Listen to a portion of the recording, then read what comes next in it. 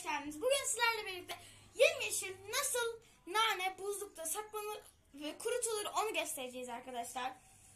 Arkadaşlar bu şekilde bahçeden topladığımız nanelerimiz var.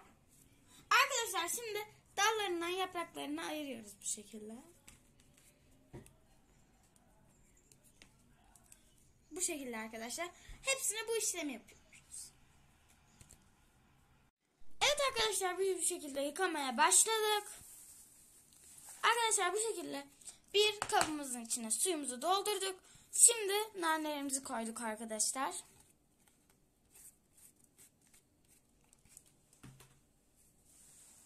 Arkadaşlar bu şekilde suyumuz nanelerimizin üzerine geçecek şekilde yıkıyoruz. Bütün nanelerimizi yıkıyoruz arkadaşlar. Arkadaşlar suyu berrak olana kadar, temiz olana kadar arkadaşlar yıkıyoruz. Evet arkadaşlar biz bu şekilde nanelerimizi yıkadık. Arkadaşlar şimdi bu şekilde suyunu çekip kabarana kadar sabaha kadar bekletiyoruz arkadaşlar. Arkadaşlar süzgecimizin altına bir kap aldık. Gördüğünüz gibi. Bu şekilde sabaha kadar bekletiyoruz. Evet arkadaşlar bizim nanelerimiz bu şekilde kabardı. Arkadaşlar gördüğünüz gibi şimdi biz bu şekilde bir bezin üzerine koyup balkonumuzda yaprakların üzerinde hala bir ıslaklık var arkadaşlar. Onun kurumasını bekleyeceğiz.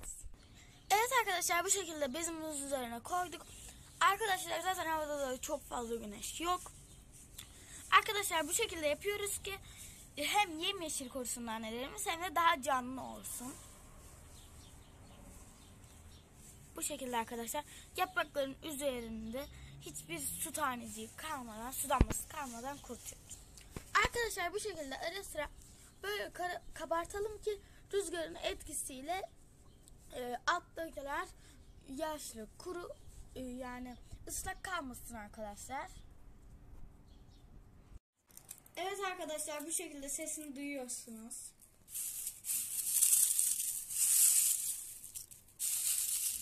Arkadaşlar bu şekilde çıtır çıtır kurudu. Bu tarifi yaparsanız siz de bu şekilde bir sonuç alırsınız arkadaşlar.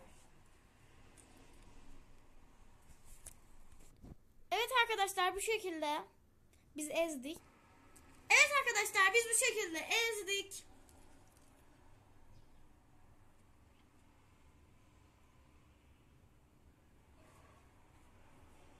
Evet arkadaşlar biz bu şekilde nanelerimiz bu kadar oldu.